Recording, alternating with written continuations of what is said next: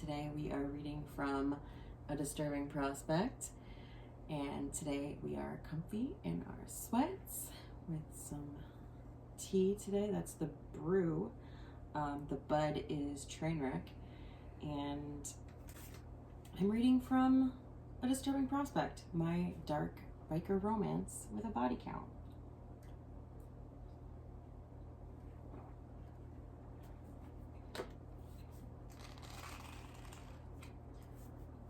So, let's begin. Chapter 1, Cliff. The second the sun touches my skin on the other side of the barbed wire chain link fence, I am truly free. It doesn't matter that I have to meet with my probation officer or that I don't exactly have any place to go. All that's important is I'm not rotting within those cement walls anymore. My 20 years are finally up. The taxi idles, puffs of exhaust eddying into the cold February air. The dead of winter is a shitty time to be homeless, but even that thought doesn't dampen my spirits. Prison wasn't terrible, but it wasn't like being outside. Inside, I was just a caged animal throwing myself at the bars, bruising and blooding myself in defiance. I was in segregation more times than I can count, and I'm lucky I got out 5 years early. I'd kiss the fucking ground if the guy behind the wheel wasn't already eyeing me warily. I slide into the back seat, warmth from the heater enveloping me. A sigh nearly escapes my lips. It's been so long since I was really truly warm.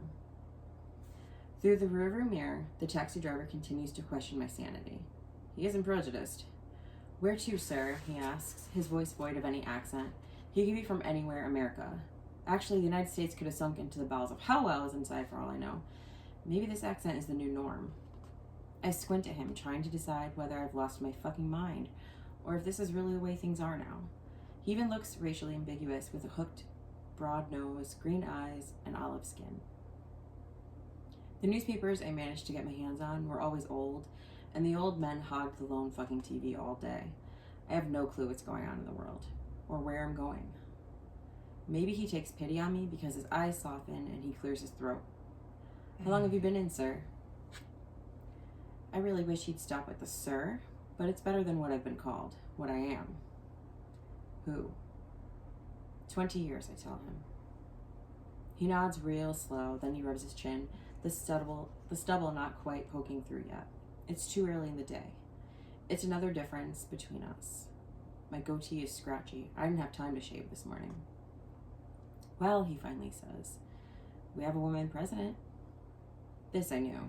I start to tell him that I haven't been living in a fucking hole, but that would not be true. "Isn't that something?" I reply.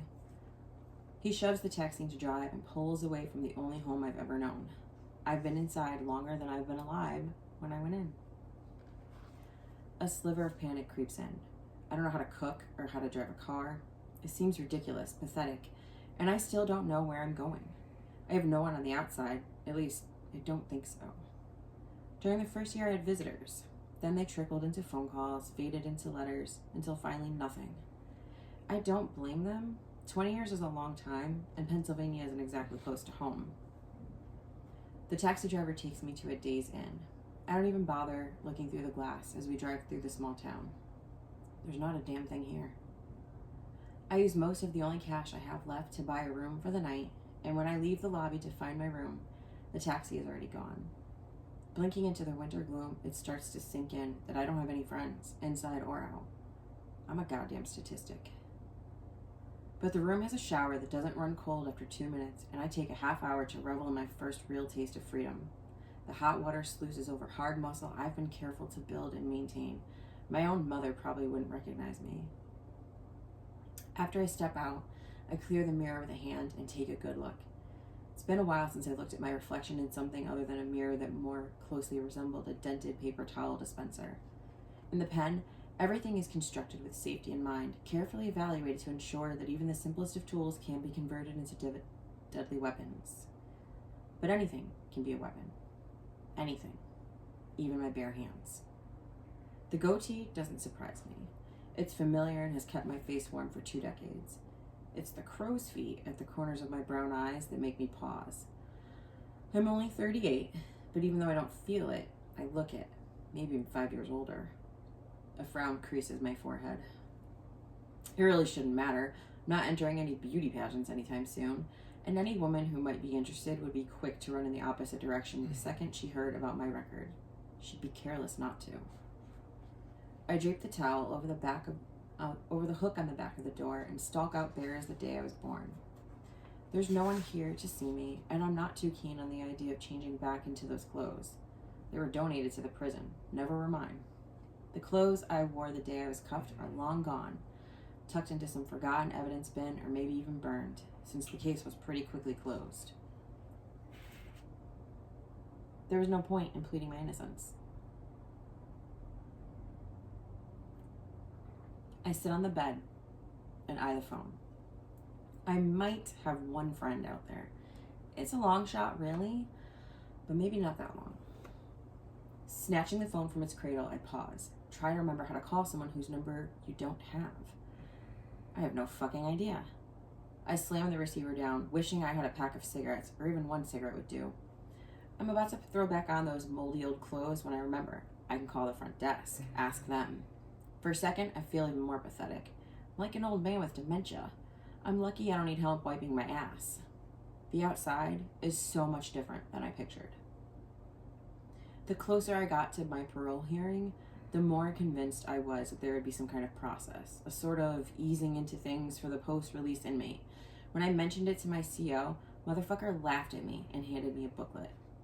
The morning of my release, he handed me some cash, my total earnings. 20 years of pennies on the hour, and I can't even afford a second night at a shithole motel. I need to make that call because it's the only chance I have. Otherwise, I'll be right back in within hours of walking out. Sucking in a breath between my teeth, I pick up the phone again and call the front desk. A chipper female voice answers, a young voice. Days in front desk, how can I help you? Hey there, sweetheart, I drawl. My voice is smoked whiskey, smooth but with a bite. I need to look someone up in Connecticut.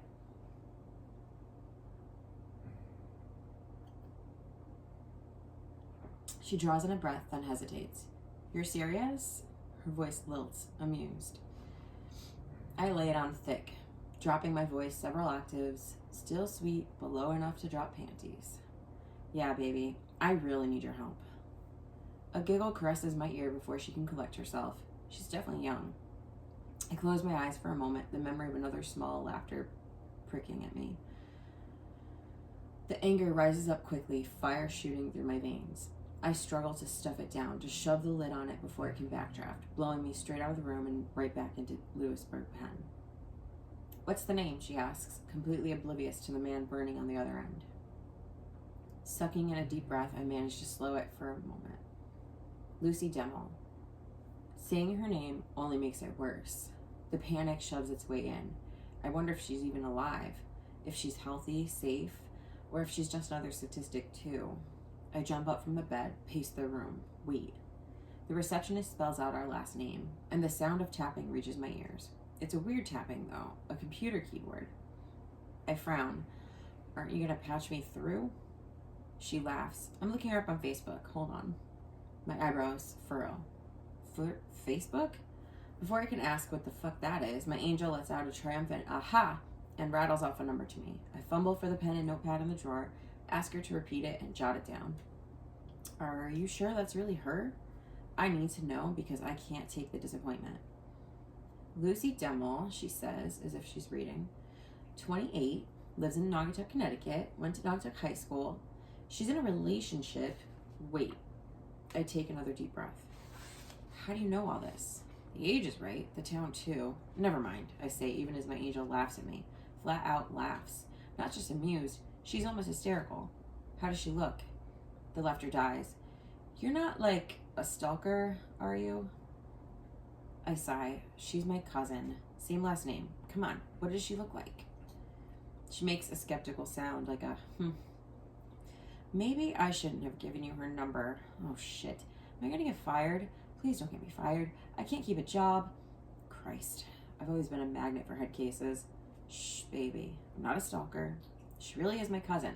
Check my room records. My last name is Demmel, but don't call me Clifford or the threat dies on my lips because it's not an idle one. I blink and wonder how long it'll take for the prison effect to wear off. How long before I'm normal again? I don't even know who I am anymore or what normal is. She has long red hair, kind of wavy like, real sad green eyes, and her paws stretches, almost endless. A beauty mark or a mole thing right near her eyebrow? I almost cry with relief. That's my Lucy. Her last post, strength isn't keeping your tears locked up when you're sad. It's saying no to a marriage proposal from the sexiest, sweetest man alive, even when everyone expects you to say yes. Fuck that shit. She snorts. What? She whisper reads it again. That fucked up sense of humor is Lucy all the way. I rattle off the phone number back at my angel to make sure I got it right, then hang up. I pick up the phone again and dial the number. It rings, the connection crackly, but real. I almost lose my shit. I don't know what I'm going to say, or if she even remembers me. She was so little, maybe she blocked the whole thing out. A loud male voice booms into my ear. Please dial the numeral 1 before the area code. This is a recording. I hang up, muttering a no shit. Clearing my throat, I try again, this time dialing 1. I vaguely remember needing to do that before I went in. This time the call goes through.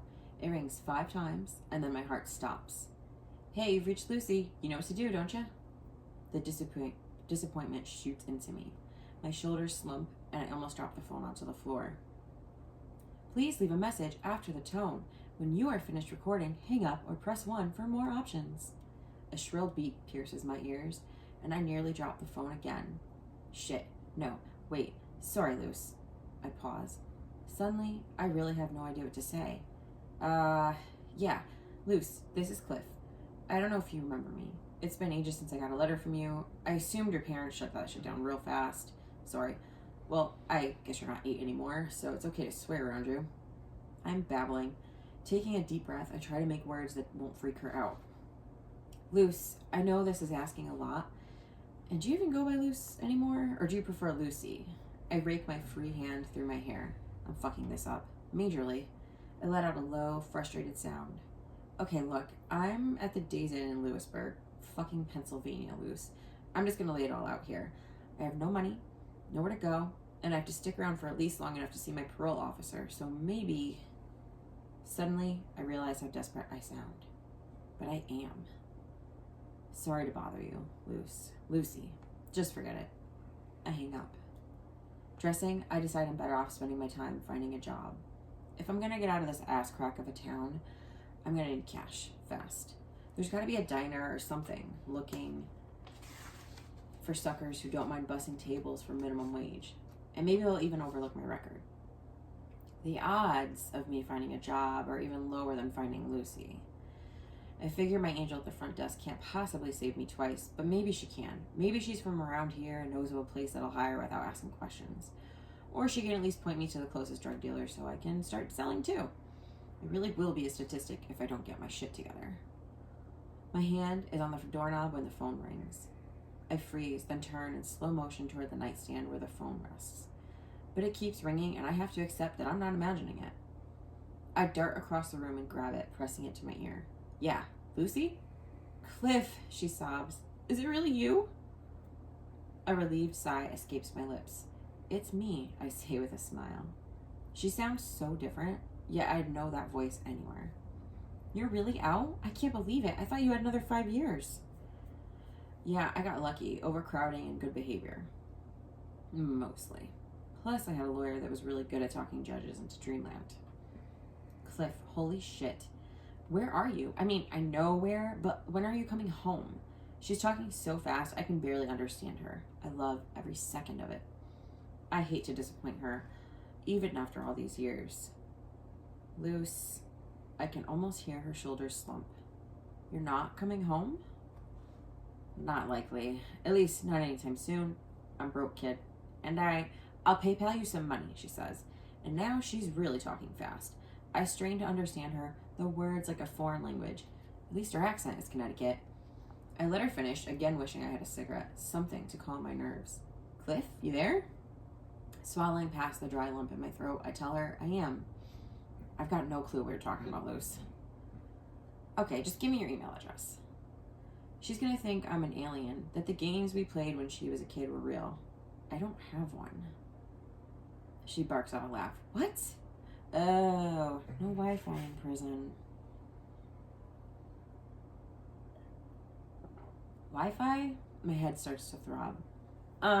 Like AOL, but wireless. She laughs again. Wow, this is so funny. You're like a newborn. It's good that she can be so positive about this, about anything. All right, let me think. She hums a little. No email address, and I'm guessing you don't have a bank account either. Jesus, prison is inhumane. Well, there's only one solution. I shrug because seeing as how I can barely grasp this Wi-Fi stuff, I'm probably going to be blown away by whatever she comes up with. Cliff, text me your address. The throbbing between my eyes intensifies. Luce, I don't... Fuck, she yells. You probably don't even know what a cell phone is. I know what a cell phone is, I shoot back. Yeah, the clunky TV remote-looking ones from the early 2000s, she jokes. Both of my eyebrows lifts. Everything is different now, huh? My voice is low, but not that flirtatious purr I used on the girl at the front desk. I sound sad. I need to man the fuck up. It is, she agreed. But don't worry. I'm going to take care of you, reintroduce you to the wild, and teach you how to play Pokemon Go. I know how to play Pokemon, I grumble. She laughs again. This is way different, trust me. Uses GPS and... Okay, mercy, my head hurts. Her giggle, however, is a soothing mother stroke across my forehead. It reminds me of better times. I'm gonna come down there, okay? You don't have to do that, I tell her. I'm supposed to be a man. It should be me taking care of her, not the other way around. She snorts. Dude, she says, trust me. You need a guide, and I'm currently on vacation licking my wounds. I suddenly remember what the receptionist read to me. You got married? No, she says, almost sadly. It's against my rules. What are you, a nun? For a second, it feels like I've gone back 20 years in time, like we're just kids busting each other's balls. Nuns, she says, don't have one-night stands. I nearly choke. I don't ever want to know about your sex life. You sure? You don't want to live vicariously? Must have been awfully lonely in prison. I could practically hear her smirking. No, I tell her firmly. A few seconds pass. My voice softens. Hey, Luce. Thanks. Her voice is so small when she finally responds. No, Cliff. Thank you. I shake my head, wondering if other people have these kinds of conversations. Sighing, I let her direct the conversation for a few. She rattles off times and schedules, then promises to be at my room before checkout time. Please set a wake-up call, she begs. Yeah. I smile, though. Hey, Luce. What's Facebook? Alright, so that was chapter 1 from the first book in my River Reapers MC series, A Disturbing Prospect. This ebook is free everywhere. It's free on my website, and there are also signed paperbacks available on my website. And I will be doing more readings from this book, so leave me a comment if you want more. And I will see you very soon. Have a good day.